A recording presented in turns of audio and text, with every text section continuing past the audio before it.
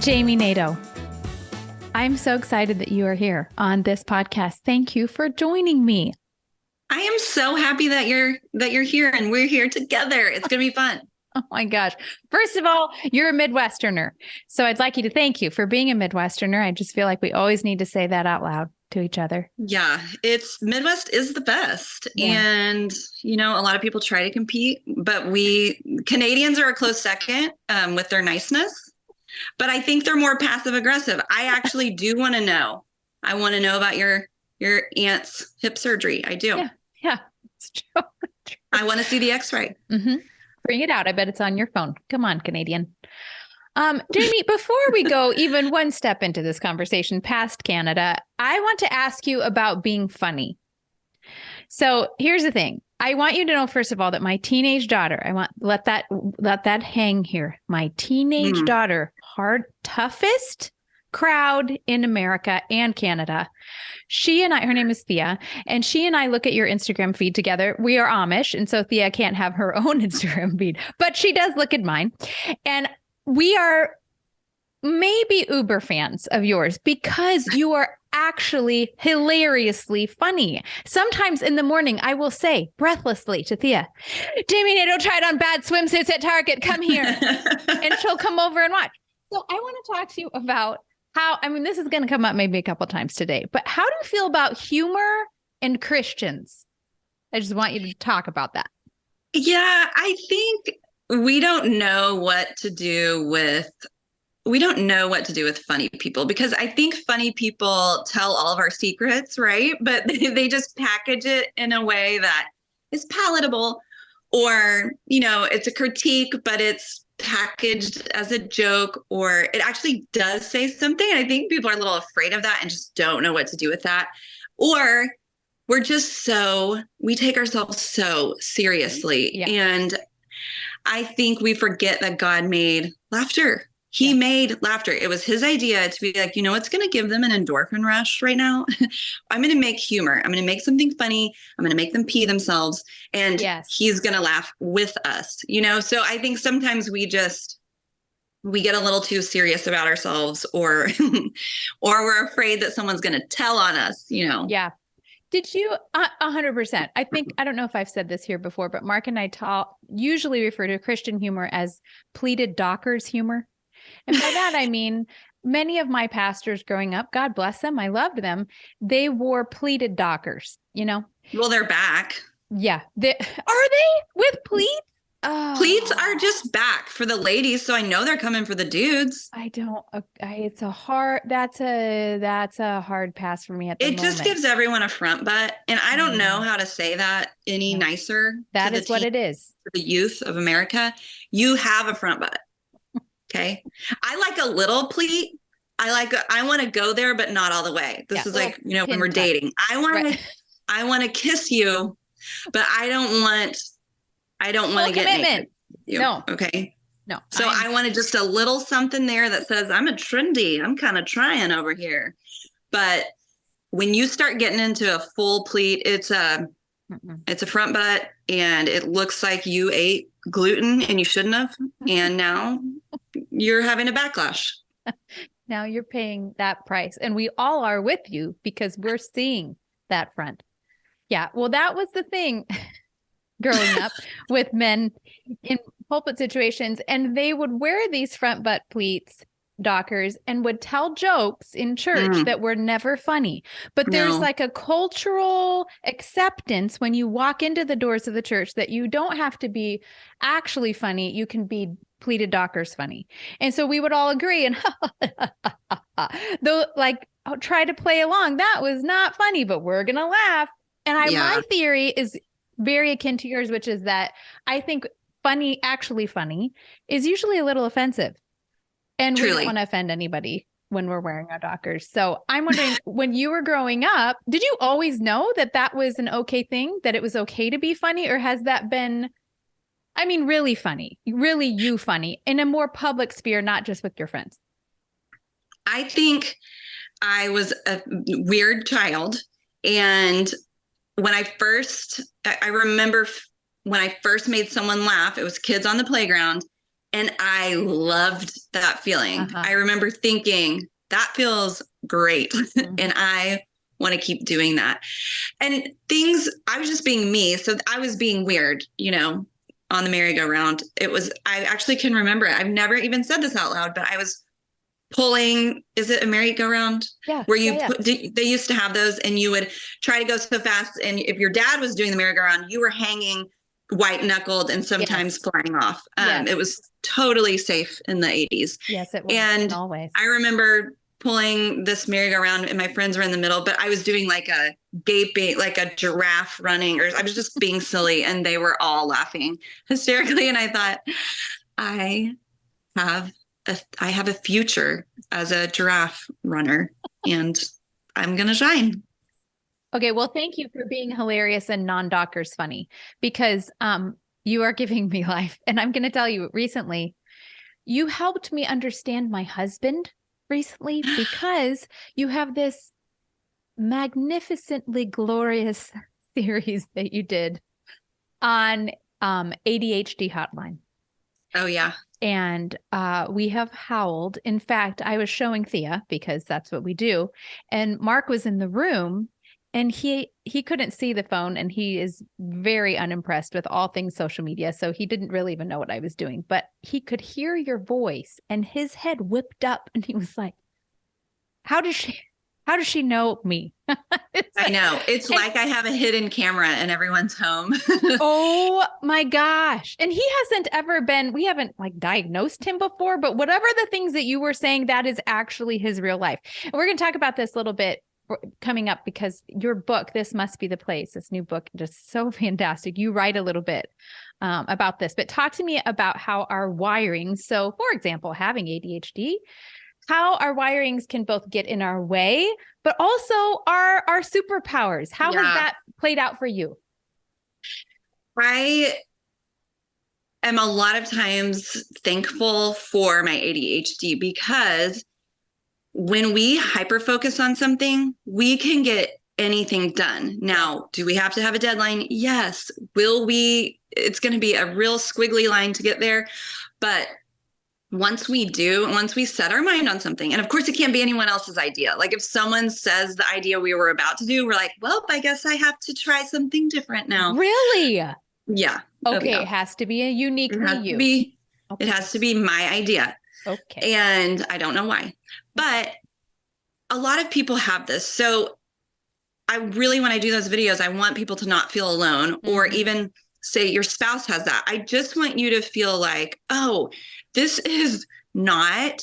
are not broken and annoying. Right. This is how they're wired. So even writing this book, I tell people, like, it's a secret, I guess. I didn't know that people could focus like this, but I heard one time on a podcast, the guy said, do what you're best at the time of the day that you're most alive.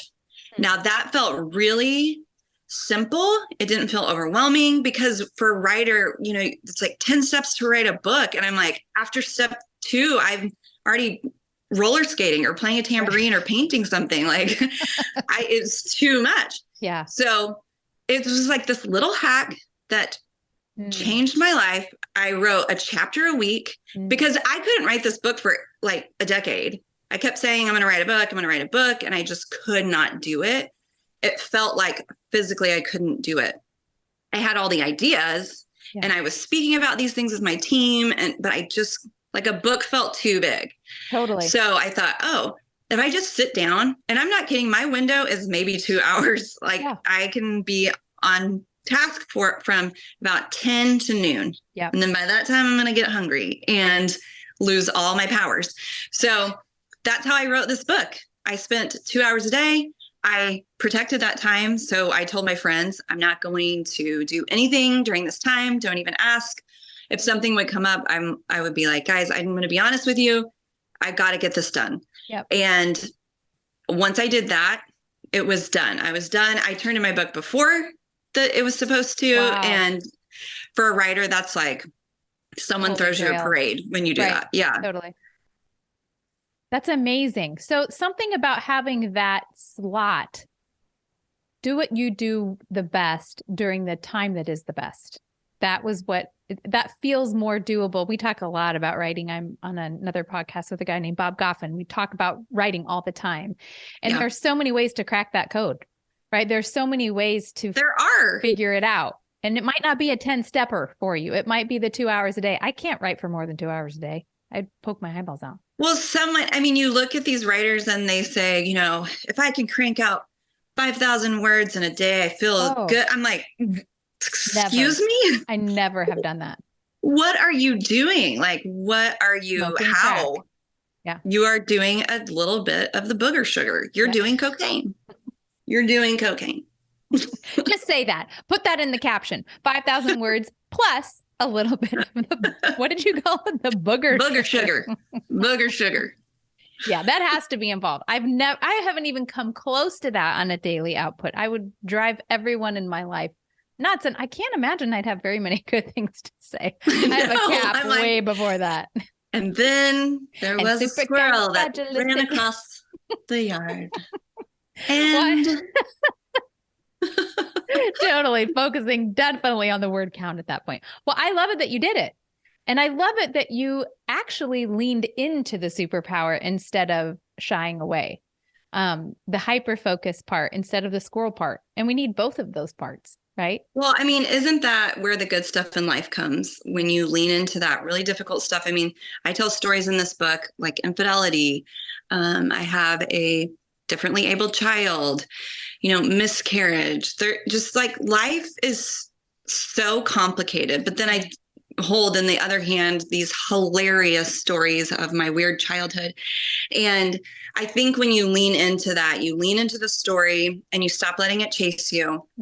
Like, even just like ADHD, like, instead of saying, you know what, this is debilitating, or I'm so annoyed that I have this, why me? You just turn around, like, and say, you know what, or I'm going to reframe this. Yeah. And God is the great reframer. And that's what I am encouraging women to do, is say, hey, maybe if we look back, we can see that these things that we've buried maybe have a little bit of treasure in here. Yes. Let's look back just a little bit about that. I'd love to turn to your book and talk about what you have, the treasure trove in that book. And you did have me at Power Team. Yes. You talk about growing up in your home and the weirdness of being a child in the church in the 80s. And for those of our listeners who did not experience Power Team, or I think, were you talking about Heaven's Gates, Hell's Flames in one part of that? You didn't name it, but scary dramas about hell and heaven. Yes. Can you tell us a little bit about what it was like to grow up in that time? I was there as well. And maybe tell us what Power Team was, because sadly, I don't think they're touring anymore. No, the Christian arts were vibing hard and we were shining. There was a lot of we were like, what can we do that's the most dramatic and scary for the Lord? For Jesus. And do it in arenas. Yep. And you would pay to see these bodybuilders who were 100%. Clearly on steroids. They are doing drugs for the Lord, and they are like doing bizarre stunts, like laying on nails. Mm-hmm. Yeah, remember I saw that one. I saw that one. Yeah. Flame. There was fire. Flame. It's just, and you were just like, oh my gosh. And they would be like, then we can only do this through God's grace. And there was rock music.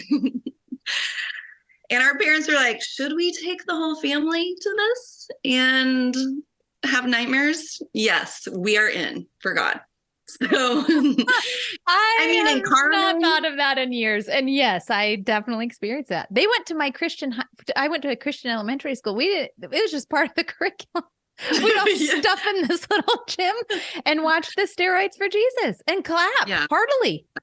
Yes, they took up a collection at the end, and we lived on welfare. But if you want to support the Lord's works, do what you need. We're gonna give a little bit. Yeah.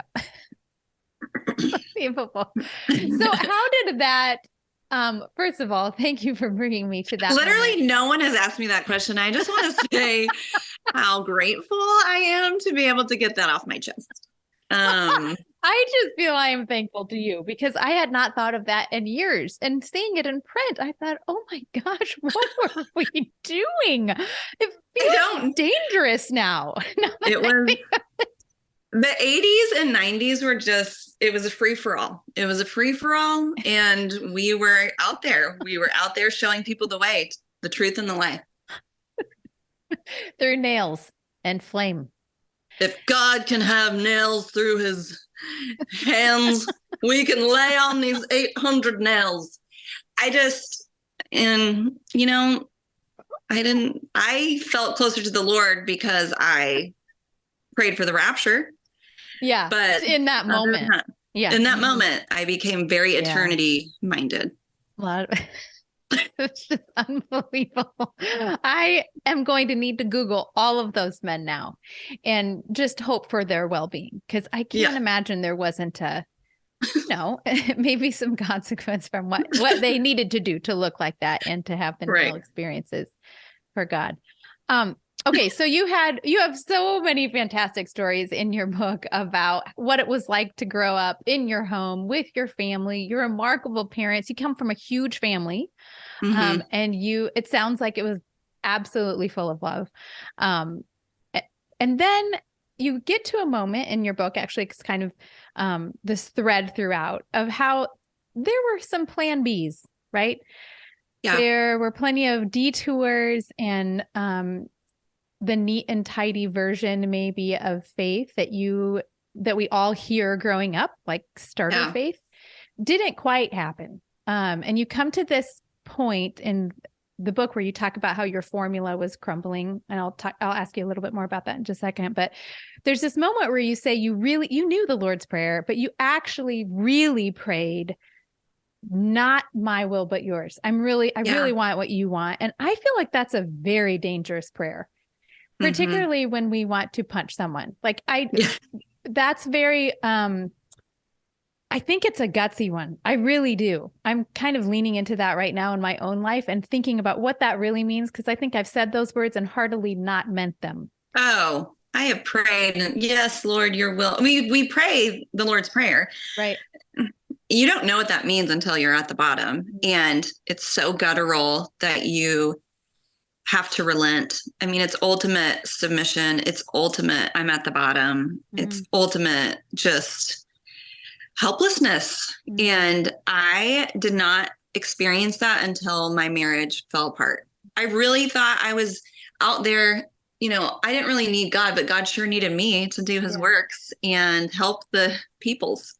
And so when I needed the help, when I was at the absolute bottom, that's when I prayed that. And I, for the first time, experienced what it meant to believe that gospel. I wasn't saying I wasn't saved before that or whatever.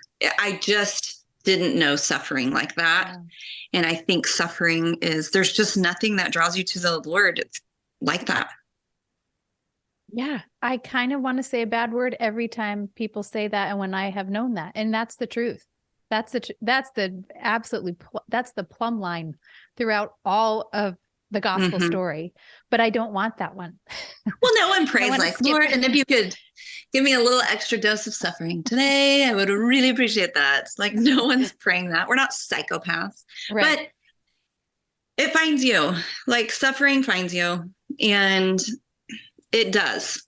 And joy finds you too. And so that's where we say, how do we hold both? Right. And we acknowledge both, but Christians do a great job of just focusing on the suffering, so if you're suffering, you're like more holy.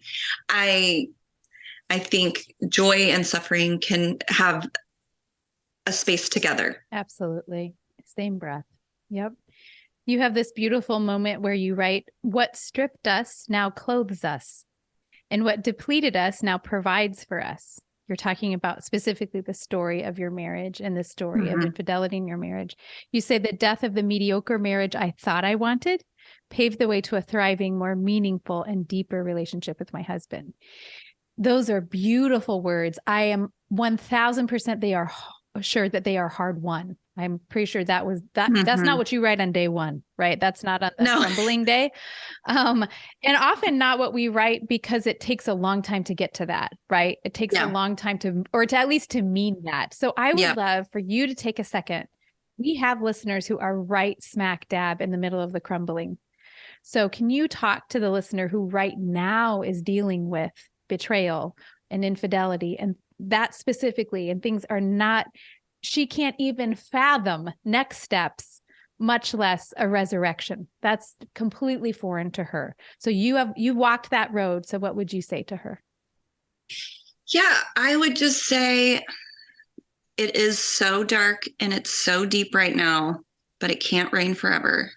And I know that sounds like pat, but I needed someone to tell me it wasn't going to be this bad forever. And we're afraid to say that as Christians because you don't know. You don't know the future. How can you say that? You don't know how it feels right now. But I say we do not grieve like a people without hope.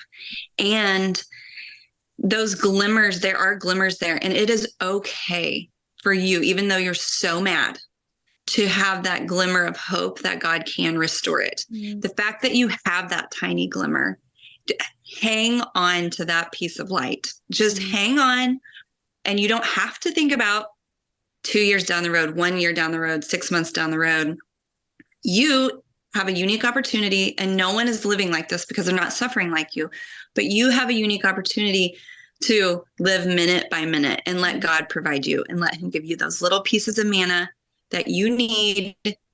I couldn't even shower. I mean, it was so difficult for me to get in the shower. It was so difficult for me to remember to eat. I was setting alarms on my phones. I understand it is so hard right now, but it will not be like this forever. And just remember, find something that God has done in the past and think about that. How has he pulled through in the past? Okay. Like that's what the Bible is. It's telling us these stories all about God's faithfulness. It's not about the people. Those are just avenues of this story. How did God show up for you in the past? And sometimes that's you lean on old faith to get, to the next step. I did. I thought, okay, what has God done in my life before? How has he answered a prayer before? Or you go look at places in his word where he showed up for people. And that's kind of where I got my hope. And I just wish someone would have said at the time, it's not going to be like this forever. That is beautiful. And again, really hard one, right? And I love it that you are the one saying it, what you needed to hear in the moment. And I'm really grateful you wrote about it. I think you've been speaking about that particular thing for quite a bit. But it means something that you're writing about all stages of that, right? Because I know you said that lots of Christians lean into the suffering, and I think that's true. But maybe sometimes we don't hear the whole story. We hear bits and pieces of the story. So the whole story is actually where you can see the whole arc of the family. Well, and I think people would say, well, my story didn't turn out like yours. I didn't get my marriage back, or I don't want my marriage back. The point of it is not that you get the outcome that you want. It's okay to pray for that. But the point is that God is meeting you right here. And whether you get your marriage back or not, I mean, I didn't think I was going to get mine back, but I became okay with it. And I learned that God would provide for me, whether I get him back or not, because I didn't want him back. Actually, I was like, are you a serial killer also? Because I don't know you. Right. So I don't really want to be in a relationship with you. But God did a miracle. And sometimes your miracle will be not having that marriage, and you go in a different direction, and he provides for you some other way. The point isn't the outcome. The point is, how is God going to provide for me? How is he going to get me through? That's like the ultimate, just relent. Like, okay, I'm just going to trust you. Right.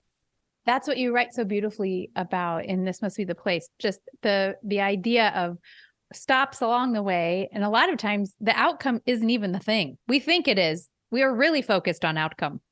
And actually, that's not the point. You write about finding your way and getting affirmation for gifts, but not necessarily in the place that you thought. For example, church, right? That you had these giftings and this, this wiring, this bent towards entrepreneurship and again, humor and being maybe a version of a woman that you didn't see a lot of modeling for.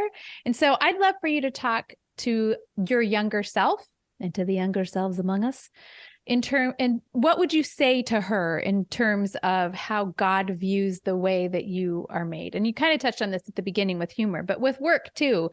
You do all sorts of very fun things, by the way. And please tell me about that, because you redo houses and you're hilarious with spatula microphones and you write books and you do a lot, make businesses and own a coffee shop. And you do a lot of things, Jami. Yeah. So talk to me about that. What would you say to your younger self who was thinking, I don't know, I don't think that that's a thing. And now you've made it a thing. I think I would say you're not broken.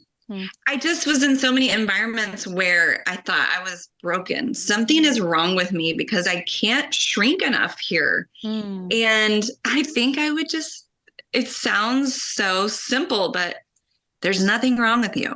Yeah. And to that point, when I was so annoyed with myself that I loved the marketplace and that I loved selling things. Like I would trash talk myself and be like, you sleazeball, all you want to do is just make money and sell this product. And you do it joyfully. Like you really love it. So obviously, oh God, remove this burden of providing for my family away from thy servant and enjoying thy work. How dare me? God, I repent. Make me miserable, Lord. Yes, put me in somewhere in a cage where I will die in the corporate world. There's nothing against the corporate world, guys. I just imagine me being there. I would literally ruin your office life. But, I remember praying that prayer to God. I'm not kidding. I prayed, like, why am I such a sleazeball? Wow. And God was like, LOL. I want you to think about what you were doing when you were 8 years old. And kids are playing school. Kids are playing sports. Kids are playing house. They're digging in the dirt. They're playing doctor. I was pulling a wagon around with rocks from my neighbors' yards, and I was selling them back to them. Okay. Because you're like, you are a sleazeball. We just proved it.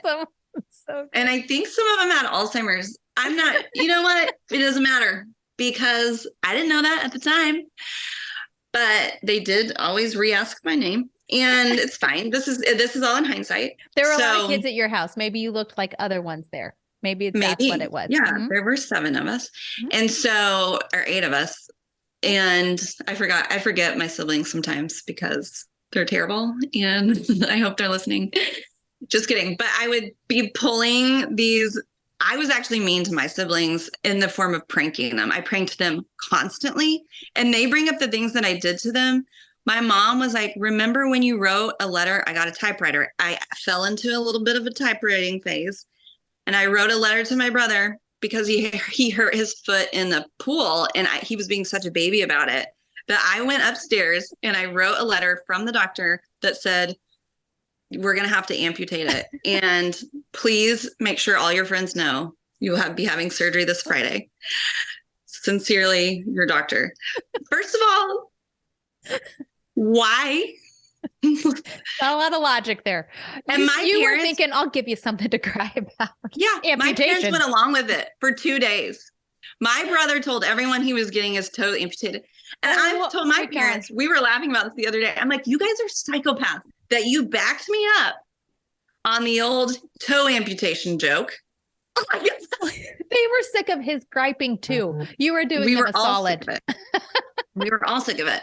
Anyway, I was pulling rocks, selling rocks to my neighbor. Now these were curated. Their own rocks, their own landscaping rocks. They are curated. Okay. They are the most beautiful rocks of Monroe Street. Okay. And then so I would sell those to them. Because I wanted New Kids on the Block trading cards.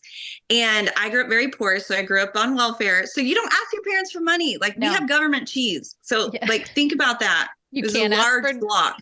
And KOTB cards. That's off the list. I needed those guys in my life, and this was the way to get them to notice me. And so I made money that summer, and I got my New Kids on the Block trading cards. And I loved that feeling, like, whoa, I had a goal. I made it happen myself. I turned, something out of nothing. And I got those cards. I would sell zinnia seeds from my mom's like leftover seeds. I would watch my neighbor's bird while they were out of town, and my cat Dollface Dollface the cat. I accidentally left the bird cage open, and my cat ate the bird. And so then I had to make money to replace the bird. So, but you did. You were scrappy. It was a gift. It wasn't always a straight line for the entrepreneurial child. We had some losses, but I just was like addicted to that. So anyways, when I found that story in my life, I felt like God gave me the biggest permission slip. Like, get out there, get in the market. I made you to do this. You were doing it in your most purest self, when the weight of the world is not on your shoulders. Yeah. You are doing stuff just from your heart. And I tell people, look at what the 8 to 10-year-olds are doing in their life right now. If you have an 8 to 10-year-old in your life, like a niece, nephew, a child, a student, what are they just purely doing? And tuck that in your back pocket and bring that back out, because they're going to get lost along the way too. But affirm that in them, even if it's like very unique, affirm that in them. And like, I can't wait to tell my kids when they get lost along the way, hey, you were doing that when you were 8. Yeah. So you need to think about that. That was good. And you've been doing that for a long time, So I love that as one of the little breadcrumbs, like one of the questions I ask in there, and one of the things that we can look back at to look forward. I think, especially after COVID, people are kind of just lost in waking up and saying, is this what I want to do? Right. Do I like this? Right. Is this who I want to be with? Is this, we're all kind of like waking up and saying, can I dream again? What does it look like to kind of like look forward to the future? It almost feels like, should we, So I hope this is a tool that helps people do that. It is. And you have very thoughtful, fantastic questions in your book that made me stop and think. And typically I ignore those questions. I'm just going to say that. Me too. I'm like, I read the story. I'm good. Someone else will do that part. But you have very, very insightful questions that made me stop and think, what was that 8-year-old me doing? She was reading a lot of books and shaming people who didn't shower.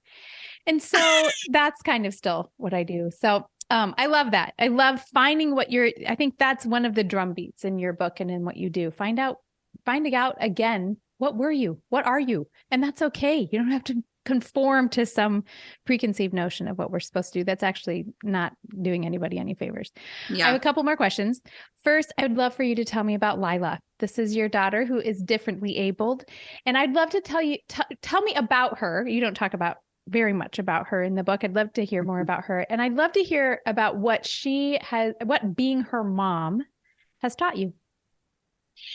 Yeah. Well, when she was little, I knew something was off, but it's kind of like, they eventually all catch up, and she just wasn't and didn't. So, we got her tested and take her, get the neuro stuff figured out, and her genetic makeup and all this stuff. I mean, I just wanted a label so I could fix it, and because I am like a Google master, and I was like, I will find the herbal tincture that's going to fix all this, and I couldn't.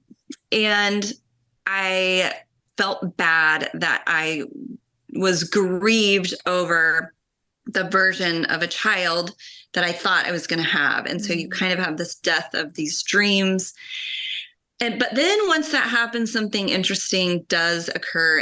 And that was that she's not broken. She is put into my life to kind of makes me emotional. I like crying in front of people because I think it keeps you really humble. I do constantly. So you're in a safe place with that. But she's teaches me so much. And like, I mean, I'm like appalled at myself that I wanted to try and like make her normal, fix her, when she brings so much joy into our lives. I mean, this child thinks she's going to be on American Idol, and she is extremely tone deaf, but she puts the headphones on and yell sings on the front porch the wrong lyrics to, she's having an Irish jig moment right now, and which is something we as a family have not delved into. But I know them all by heart now. So Ireland, here we come.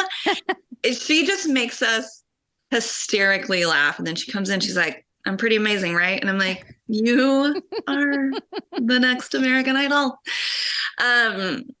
You know, when people get on American Idol and you think, why didn't anyone tell them that they can't sing? And now I know. I know exactly how they got there. Their mom was like, yes, you are incredible. So, you know, it's just like trusting God that he knows what he's doing with your life, and he knows what you need. And I needed Lila. I needed a Lila in my life to say, what must God be like if he is showing a part of himself through this child? Like, what is he like? Mm-hmm. So, you know, I guess it's like a death of a dream, but once you properly, you know, bury that, it brings new life. And she is that for us. She is literally the most delightful child you have ever met. Fantastic. Okay, Jami, tell me about what's next, because you make businesses in your sleep in one a week. And so what's on the horizon? We are doing a lot of pruning, actually. I have ideas all day, but it seems like right now God is doing a lot of pruning, you know, even with the lake stuff that we like love so much in the coffee shop, and just we are having to reevaluate and kind of be pruned. So, and it's painful, you know, it's painful. And because I would rather avoid pain and just keep doing the next thing and be distracted by that than sitting in this space of, hey, what's not serving us anymore? What's not helpful for us anymore? What is God asking us to just literally lay down on the altar? And we're like, are you sure? Because this feels a little rough, or you gave that to us in the past. Why can't we hang on to it? Kind of a thing. Mm-hmm. Like, why would you give us that? And then now it's not ours anymore. Kind of a questioning part. So I don't have anything wild, you know. I wanted to make a pancake business, and Nato said no, but it was really good. It was a really good idea. He was like, food service is, you know, everyone loses money in that, honey. That's not, but you would make the pancakes at your table. Anyway. Oh, fun. It would be really fun, and we would lose millions of dollars. So that's why I have my husband. Because he says, sometimes, no, you can't do every idea that comes through your head. Whatever, NATO. So, you know, right now I'm just focused on getting this book out into the world. It feels like my baby. Like, it feels like I'm about to give birth to this book. And so I'm really focusing on that, and we'll see where it goes. Well, highly recommend all of our listeners to pick up a copy. It's called This Must Be the Place by Jami Nato. You will find it to be a delightful summer read. Comes out in June, so we're just a few weeks out from that. And I hope you sell a gazillion copies, because it is such a great mix of fun stories, and also look at your stuff. Look at what we're up to, and look at where we've been and where we're headed. And I think you just did a great job. Those 2 hours every day were very well spent. Before I let you go, now that in addition to your book, which folks will read, I always ask folks this at the end. It's a very book nerdy question. And so, is there a book, it's a two-parter, that you would recommend, that you have read in the past, that you find yourself recommending to people now, even if it's been years? So something on the backlist. And then, is there a book that you're looking forward to reading perhaps this summer? You're such a book nerd to even ask that. I mean that most complimentary way. You know what I can't stop recommending? It's so old. Tell me. Have you read The Red Tent? I love the red tent. I love the red diamond, tent. right? Oh my gosh. I need to reread that. It's been years. Yeah, I'm going to reread it this summer, actually. So that's what I'm doing. But it is so fascinating. It's fascinating. It's kind of like biblical history. It's fiction, but it really helped me understand where these people were coming from, especially with like their idols and their culture. And, you know, that can sometimes we philosophically can understand an idol because we have idols. But I mean, where did that come from? And why did they keep them even when they knew God? And what was the culture really like? It was just such a good book. That's a great recommendation and great summer reading. Yes. You're here. Yeah. So I recommend that all the time. I mean, as far as Beth Moore's new book was fantastic. Okay. I haven't read it yet. I've heard the audio is wonderful. Hearing her read she it. She is wonderful. Yeah, she is. I just read the book, but it's very, very good. So maybe those two would be a good thing to put in your back pocket. Yes. Great recommendations. Absolutely. I need to reread the first and I want to read the second or listen to. So thank you, Jami. Thank you for joining me on this auspicious day right before your release. I hope that book just soars. Thank you for writing it. And thanks for spending time with me today. You're the best. I loved it.